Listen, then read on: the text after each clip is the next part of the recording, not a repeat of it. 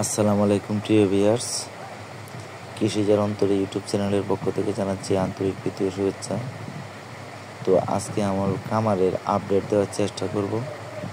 আর যাদের গ্রাম অঞ্চল আছে, হাওর অঞ্চল আছে, তারা কীরকমভাবে বেড়ার খামার শুরু করতে পারেন ওটা একটু তথ্য দেওয়ার চেষ্টা করব।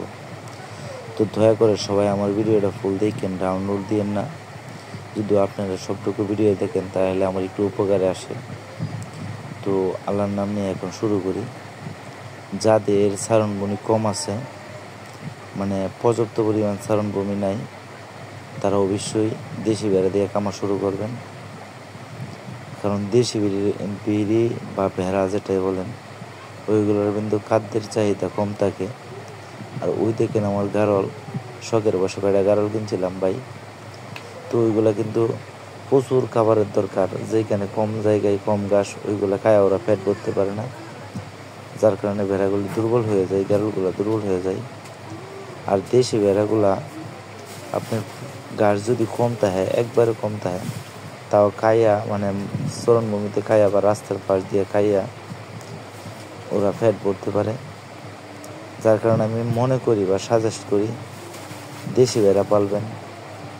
অল্প জায়গা হইলেও পালন করা সম্ভব।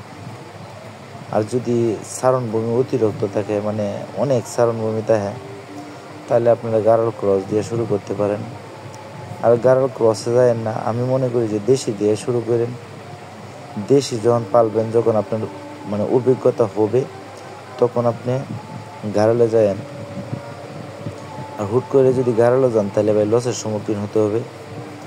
বর্তমানে বাংলাদেশে যে গারল কামারি মানে কীরকম লসে আছে, ওইটা আপনারা ভালোভাবে তথ্য নিয়ে দেখেন। আসলে ওইটা একটা মুখে মুখে যে গারল, আসলে গারল ও দেশি বিড়ির মধ্যে তেমন বেশি ডিফারেন্স নাই। আর গারলের চাইতে দেশি মানে ভেড়াগুলোর মাঝে রোগবালাই অনেক কম হয়।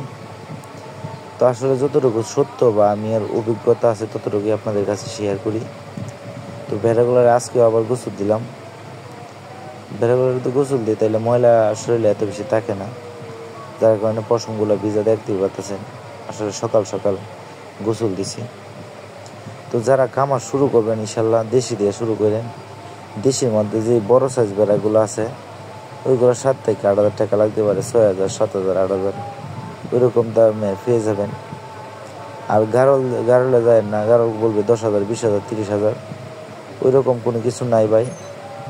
যার কারণে আসলে আপনারা যদি মনে করেন যে খামার শুরু করবেন, তাহলে দেশি 5-10টা দিয়ে শুরু করতে পারেন। আসলে দেশি ভেড়াগুলো প্রচুর বাচ্চা দেয়, এত বেশি কেয়ার করতে হয় না। আর যে দেখতে পাচ্ছেন এই গারলগুলা, ওইগুলা কেমন বাচ্চা দেয় সেটা আমি জানি না। ইনশাল্লাহ আমার খামারে আনছি, নতুন উড়াইছি, নেক্সট টাইমে আমি আপনাদের দেখানোর চেষ্টা করব। তো দেখেন, মানে অল্প জায়গা হইলে দেশিগুলা খাই, আর গারলগুলা দেখেন মানে দৌড়াদৌড়ি করে বা ছুটাছুটি করে। তো আসলে আমার অভিজ্ঞতা আমি আপনাদের কাছে শেয়ার করি। যদি আমার ভিডিও ভালো লাগে তাহলে ভিডিওটা সাবস্ক্রাইব করে পাশে থাকেন আমার চ্যানেলটা। মানে সবসময় এরকম ভিডিও পাবেন, কন্টিনিউ দেওয়ার চেষ্টা করব, মানে একদিন পরে পরে দেওয়ার চেষ্টা করি আর কি।